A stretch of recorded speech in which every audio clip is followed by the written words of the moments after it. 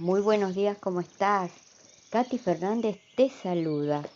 Es lindo saber que estamos juntos en este nuevo día para abrir la carta de amor de nuestro Dios Creador. Gracias por acompañarme.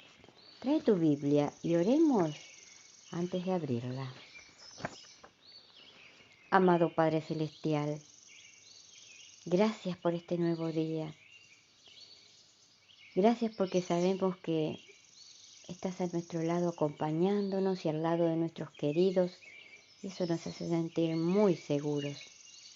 Padre, ahora vamos a abrir tu palabra y necesitamos que nos enseñes y que nos potencies para vivir de acuerdo a tu voluntad.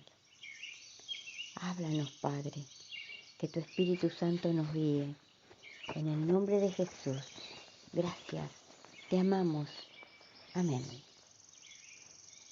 La lección para hoy, lunes 30 de septiembre, lleva por título Resumen de Reyes y Acontecimientos. Estamos empezando el nuevo trimestre y este folleto de este trimestre, el cuarto trimestre, lleva por título Esdras y Nehemías. El primer grupo de repatriados recibió la tarea de reconstruir el templo de Dios. En una lección posterior estudiaremos la oposición que surgió para edificar el templo. Ahora analizaremos la sucesión de reyes persas durante la construcción prolongada del templo y la reconstrucción de Jerusalén. Es importante conocer la historia detrás de la historia de Esdras y Nehemías, ya que brinda una visión más profunda de sus mensajes. Te invito a que me acompañes a leer Esdras, capítulo 4, versículos del 1 al 7. ¿Quiénes fueron los diferentes reyes que se mencionan, cuyos reinados afrontaron oposición para construir el templo? Leamos Esdras capítulo 4, versículo del 1 al 7. Oyendo los enemigos de Judá y de Benjamín que los venidos de la cautividad edificaban el templo de Jehová, Dios de Israel, vinieron a Zorobabel y a los jefes de casas paternas y les dijeron: edificaremos con vosotros, porque como vosotros buscamos a vuestro Dios, y a él ofreceremos sacrificios desde los días de a él ofrecemos sacrificios desde los días de Esarhadón, rey de Siria, que nos hizo venir aquí. Zorobabel, Jesuá y los demás jefes de las casas paternas de Israel dijeron: no nos conviene edificar con vosotros casa a nuestro Dios, sino que nosotros solos la edificaremos a Jehová, Dios de Israel, como nos mandó el rey Ciro, rey de Persia. Pero el pueblo de la tierra intimó al pueblo de Judá y lo atemorizó para que no edificara. Sobornaron además contra ellos a los consejeros para frustrar sus propósitos, todo el tiempo de Ciro, rey de Persia, y hasta el reinado de Darío, rey de Persia. Y en el reinado de Asuero, en el principio de su reinado, escribieron acusaciones contra los habitantes de Judá y de Jerusalén. También, en los días de Artajerjes, escribieron Bislam, Mitridates, Tabeel y los demás compañeros suyos a Artajerjes, rey de Persia, y la escritura y el lenguaje de la carta eran en arameo.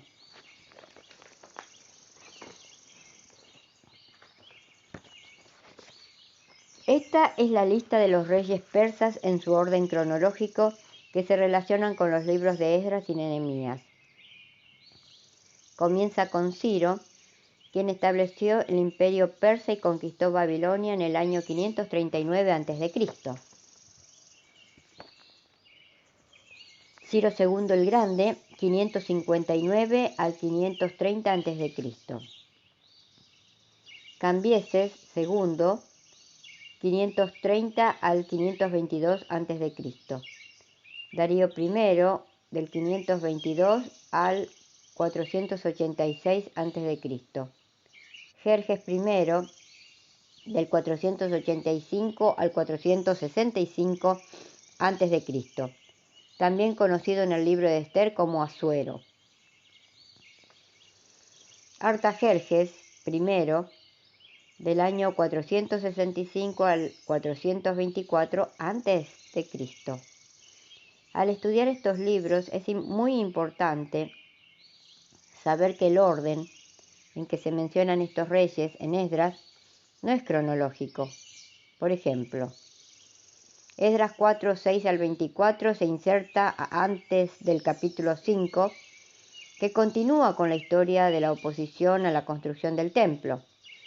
Por ende, las cartas que involucran a Jerjes, o sea, Asuero, y Artajerjes, descritos en Esdras 4, surgieron después de los hechos registrados en el capítulo 5 y 6, que tratan de Darío I. Esta secuencia puede parecer desconcertante para los lectores y puede explicar parte de la confusión que la gente ha tenido a lo largo de los siglos con respecto a los libros. A medida que avanzamos en el trimestre, conocer el orden de los acontecimientos nos ayudará a comprender mejor los mensajes de Esdras y Nehemías. ¿Cuántas veces has encontrado cosas en la Biblia que te han dejado perplejo?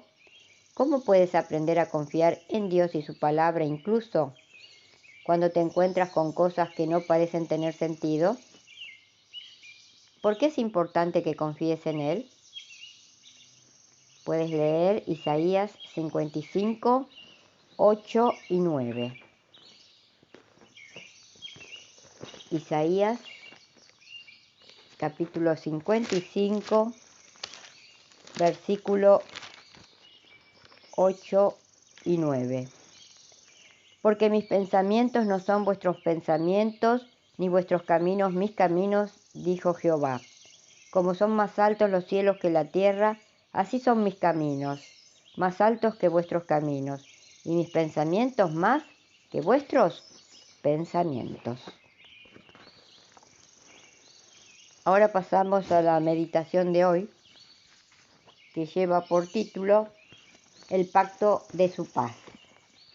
Porque esto me será como en los días de Noé, cuando juré que nunca más las aguas de Noé pasarían sobre la tierra. Asimismo he jurado que no me enojaré contra ti, ni te reñiré, porque los montes se moverán y los collados temblarán, pero no se apartará de ti mi misericordia, ni el pacto de mi paz se romperá, dice Jehová, el que tiene misericordia de ti. Isaías 54, 9 y 10. El capítulo 4 de Apocalipsis, en él encontramos una visión del trono de Dios. Juan veía a alguien sentado en el trono cuya apariencia era semejante a una piedra de jaspe y de coralina, y alrededor del trono un arco iris semejante en su apariencia a esmeralda. Versículo 3. ¿Recuerdas cuándo fue la última vez que apareció un arco iris? Fue después del diluvio.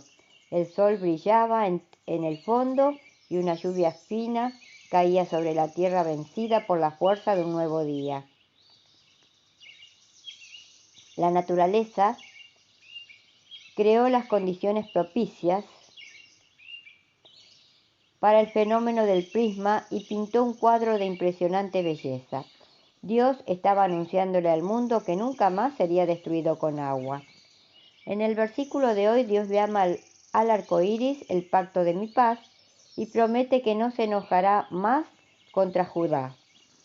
Es reconfortante saber que en la visión del trono de Dios, el arco iris, que es el pacto de su paz, está presente en forma destacada. Su carácter, su santidad, la obediencia fiel a los principios de su ley eterna, simbolizados en el sol de la justicia, brillan con fuerza y poder. Pero la fina lluvia de sus lágrimas, que simbolizan su amor, su misericordia y la infinita paciencia con que espera al ser humano, se mezclan al principio de manera tan armoniosa que dan origen no solo a uno, sino a dos de los espectáculos naturales más hermosos del universo. Sin embargo, el mensaje más maravilloso es Dios ama a la raza humana y hará todo por salvarte y por salvarme. Cuando era pequeño me decían que nunca debía señalar un arco iris con el dedo, porque éste podía caer. Pero crecí, y la tradición propia de un pueblo simple se transformó, a la luz de la palabra de Dios, en la más bella esperanza de perdón y salvación en Cristo. Cuando veo un arco iris me emociono. Al contemplar la belleza de dicho fenómeno natural, aprendí a leer, entre líneas, la historia más linda de amor por una raza caída, condenada a la muerte eterna. Y un Dios creador, un Dios todopoderoso, un Dios vivo, maravilloso, que envió a su Hijo para morir y salvar para siempre a cada ser humano que lo acepte. Cuando Satanás traiga a tu mente tus pecados pasados, cuando intente atormentarte con el peso de la culpa, muéstrale el arco iris sobre el trono del Dios creador. Dile que en verdad no eres más que un pobre pecador, pero que no estás perdido, porque Jesús murió por ti y que confías en su sacrificio y su vida de obediencia. En sus brazos, en los brazos de tu Dios vivo puedes esconderte.